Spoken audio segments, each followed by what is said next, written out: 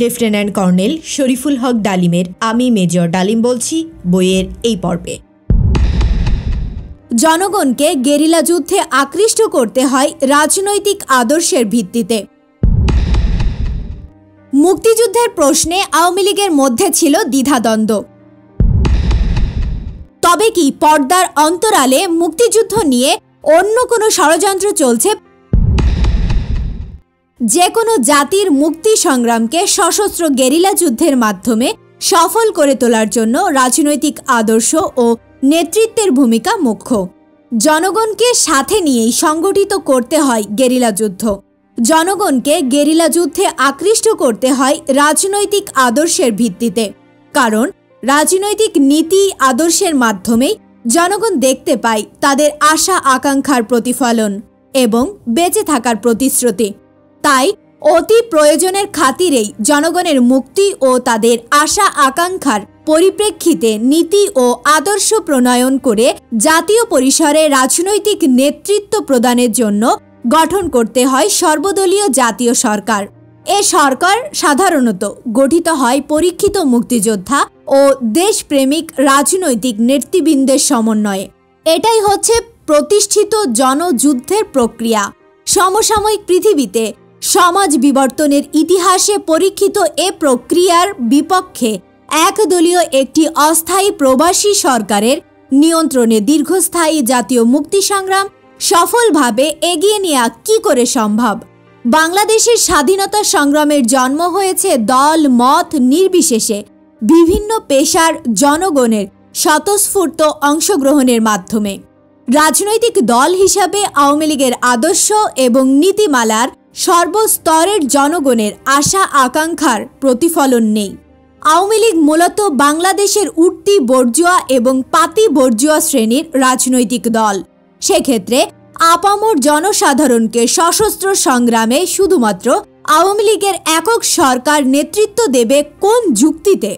৭০-এর নির্বাচনে আওয়ামী লীগ বাংলাদেশের জনগণের কাছ থেকে ভোট নিয়েছিল আঞ্চলিক স্বায়ত্তশাসনের দাবিতে, ধর্মীয় আদর্শের আওতায় পাকিস্তানের নতুন শাসনতন্ত্র প্রণয়ন করবে সে দাবিতে। সেখানে সশস্ত্র মুক্তি সংগ্রামের কোনো অঙ্গীকার ছিল না। কর্নেল ওসমানীর বক্তব্য থেকে একটি বিষয়ে পরিষ্কার হয়ে গিয়েছিল, স্বাধীনতার সংগ্রাম আওয়ামী লীগ নেতৃত্বের আহ্বানে শুরু হয়নি। স্বাধীনতার প্রথম ডাক দিয়েছিল অখ্যাত এক তরুণ মেজর জিয়াউর রহমান, আর তার ডাকে সাড়া দিয়ে মুক্তিযুদ্ধে স্বতঃস্ফূর্তভাবে ঝাঁপিয়ে পড়েছিল দল মত নির্বিশেষে সর্বস্তরের জনগণ। তাদের অংশগ্রহণে বাঙালি বীর সৈনিক ও নওজওয়ানরা সংগঠিত করেছিলেন প্রতিরোধ মুক্তি সংগ্রাম বাংলাদেশের বিভিন্ন অঞ্চলে।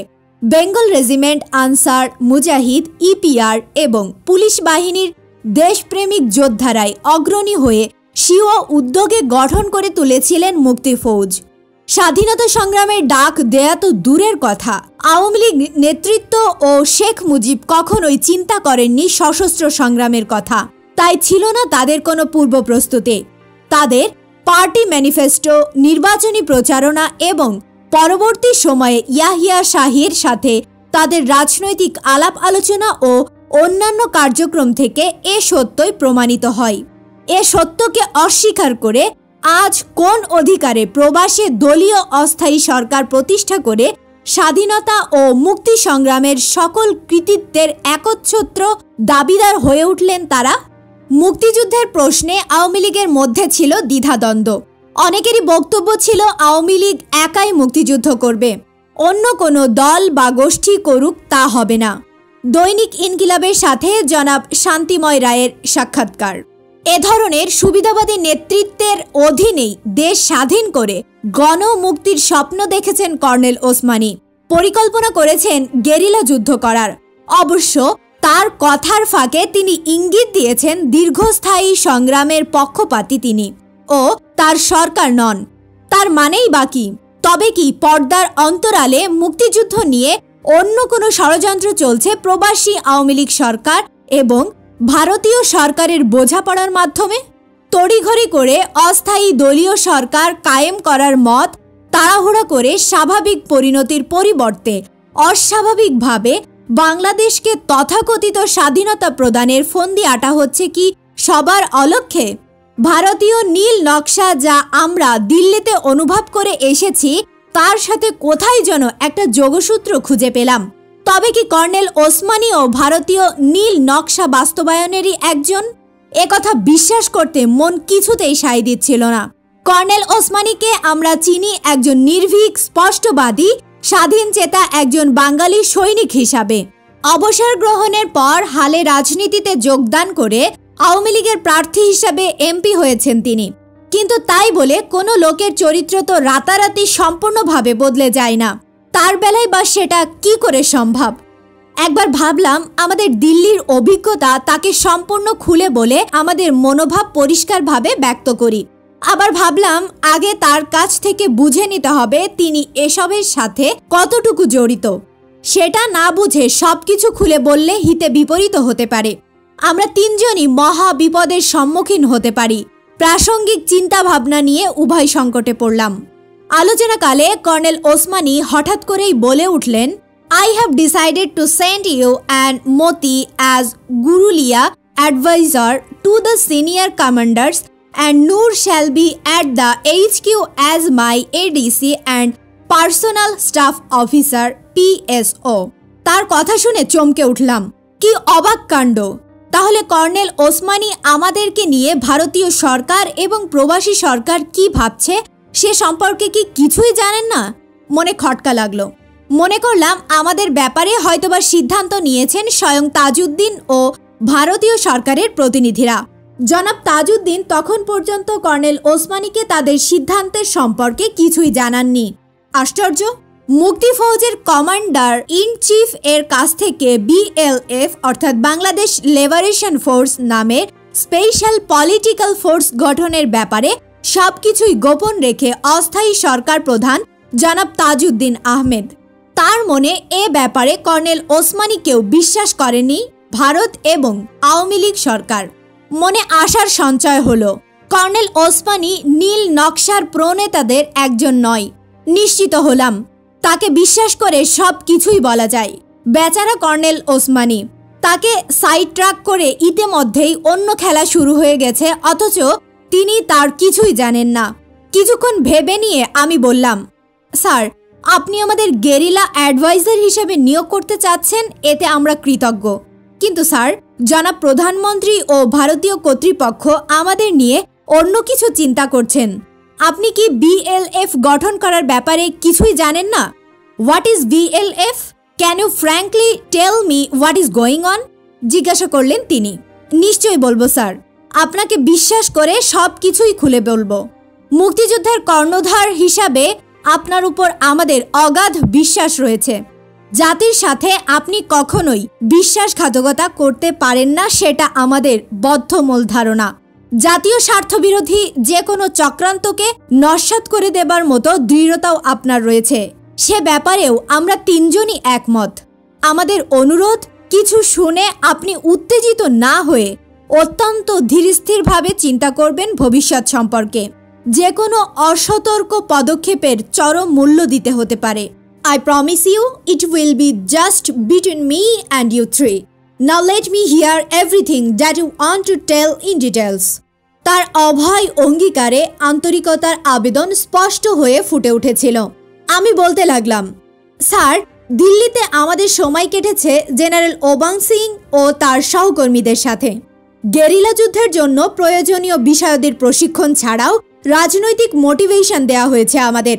ভারতীয় কর্তৃপক্ষ এবং প্রধানমন্ত্রী তাজউদ্দিন আহমেদ বর্তমান অবস্থায় গঠিত মুক্তিবাহিনীর বেশিরভাগ কর্মকর্তা এবং সদস্যদের পুরোপুরিভাবে বিশ্বাস করতে পারছেন না। প্রবাসী আওয়ামী লীগ সরকারের প্রতি তাদের সার্বিক আনুগত্য সম্পর্কেও তারা সন্দিহান।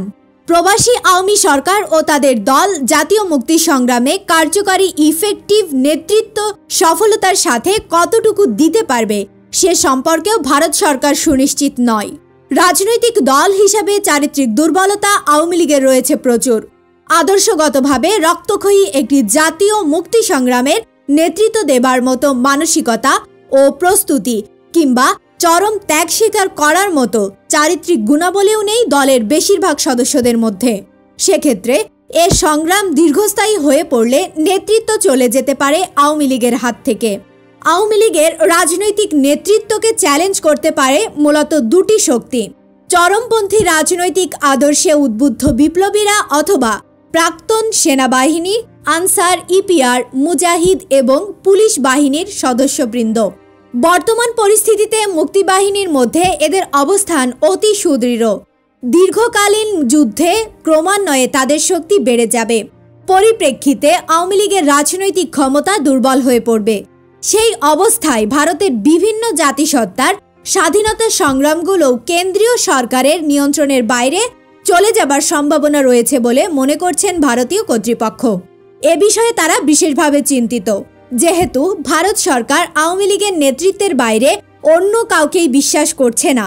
সেজন্য সিদ্ধান্ত নেওয়া হয়েছে একমাত্র আওয়ামী লীগের নিয়ন্ত্রণেই পরিচালিত করতে হবে বাংলাদেশের স্বাধীনতা সংগ্রাম। যুদ্ধকালীন এবং যুদ্ধোত্তর উভয় অবস্থায় আওয়ামী লীগ সরকারের নেতৃত্বের বিরুদ্ধে যে কোনো হুমকির মোকাবেলা করার জন্য বিশেষভাবে গঠন করা হবে একটি সম্পূর্ণ রাজনৈতিক সশস্ত্র বাহিনী। বাহিনীর নাম হবে BLF, অর্থাৎ বাংলাদেশ লিবারেশন ফোর্স। এ বাহিনীর সংখ্যা হবে প্রায় 1 লক্ষ। আওয়ামী লীগের স্থানীয় নেতারা এবং কেন্দ্রীয় যুব এবং ছাত্র নেতারাই বিভিন্ন অঞ্চল এবং যুব শিবির এবং শরণার্থী শিবির থেকে রিক্রুটমেন্টে সহযোগিতা করবেন এই BLF গঠনের ব্যাপারে। রিক্রুটেড সদস্যদের ট্রেনিংয়ের ব্যবস্থার ভার গ্রহণ করবে ভারতীয় সেনাবাহিনীর বিশেষ সদস্যরা। ট্রেনিং শেষে ওদের ভরণ পোষণ এবং ডিপ্লয়মেন্ট করা প্রভৃতি বিষয়ে সবকিছুই করবে ভারতীয় কর্তৃপক্ষ। এ বাহিনী সংক্রান্ত বিষয়ে বাংলাদেশ সরকারের প্রধানমন্ত্রী জনাব তাজউদ্দিন আহমদ এবং আমরা 3 জন ছাড়া কেউ কিছু জানতে পারবে না। আমাদের দায়িত্ব পালন করতে হবে ভারতীয় সেনাবাহিনী ও প্রধানমন্ত্রীর মাঝে লিয়াজো অফিসার হিসাবে। এ বাহিনীর মূল কাজ হবে স্বাধীনতা উত্তরকালে সরাসরি প্রধানমন্ত্রীর নিয়ন্ত্রণ থেকে আওয়ামী লীগ ও তদানীন্তন সরকারের স্বার্থ রক্ষা করা। পরে প্রয়োজনে এ বাহিনীর নাম পরিবর্তন করে রাখা হতে পারে মুজিব বাহিনী। কোনো সন্দেহ অথবা ভুল বোঝাবুঝির উদ্রেক যাতে না হয় তার জন্য যুক্তি হিসাবে প্রচার চালানো হবে। এ বাহিনী সৃষ্টি করা হয়েছে বিশেষ এক প্রয়োজনে। শেখ মুজিবকে পাকিস্তানের কারাকুঠির থেকে মুক্ত করে আনার জন্য এদের দায়িত্ব দেওয়া হবে। রিক্রুটমেন্টে সাহায্য করার জন্য ভারতীয় সরকার ইতিমধ্যেই 4 জন যুব ও ছাত্র নেতাকে সিলেক্ট করে নিয়েছে। তারা হলেন জনাব শেখ ফজলুল হক মনি, সিরাজুল আলম খান, আব্দুর রাজ্জাক এবং জনাব তোফায়েল আহমেদ। পরবর্তীতে তারা বাংলাদেশের আপামর জনসাধারণের কাছে 4 খলিফা বলে পরিচিত লাভ করেন। অর্থাৎ রিসার্চ অ্যান্ড অ্যানালাইসিস উইং ভারতীয় গোয়েন্দা এজেন্সির প্রধান জেনারেল ওবান সিং এর সার্বিক তত্ত্বাবধানে দেরাদুনের অদূরে চাকুরাউলে ভারতীয় গোয়েন্দা এজেন্সির প্রধান জেনারেল ওবাং সিং এর সার্বিক তত্ত্বাবধানে দেরাদুনের অদূরে চাকুরাউলে এদের ভারতীয় সেনাবাহিনীর বিশেষ সদস্যরা ট্রেনিং দিবে। ট্রেনিং পর্যায়ে এবং পরবর্তীকালে ওদের রিঅর্গানাইজ করার দায়িত্বে ভারতীয়দের সাথে আমাদেরও থাকতে হবে। মানে পর্যায়ক্রমে আমরা হয়ে পড়ব মুজিব বাহিনীর সদস্য। আমাদের কথা শুনে কর্নেল ওসমানী স্তম্ভিত হয়ে গেলেন। হতবাক হয়ে বললেন, হাউ স্ট্রেঞ্জ! এই সমস্ত ব্যাপারে আমি কিছুই জানি না। I must find out from the prime minister how much does he know. অবশ্যই তা আপনাকে জানতে হবে, তবে সেটা করতে হবে বিশেষ সতর্কতার সাথে। অত্যন্ত সেন্সিটিভ বিষয়, তাই বুঝে শুনে কথা বলতে হবে আপনাকে। জনাব তাজউদ্দিনের সাথে আপনার আলাপের পরই না হয় আমরা সিদ্ধান্ত নেব কি করা যায়। সেদিনের মতো আমাদের একান্ত বৈঠক শেষ হলো। কর্নেল ওসমানী শুভরাত্রি জানিয়ে চলে গেলেন। আমরা তার ঘরের অপর প্রান্তে মেঝেতে বিছানা পেতে 3 জনই শুয়ে পড়লাম। বইটির ধারাবাহিক অডিও বুক শুনতে চ্যানেলটি সাবস্ক্রাইব করে সাথে থাকুন। ভালো থাকবেন।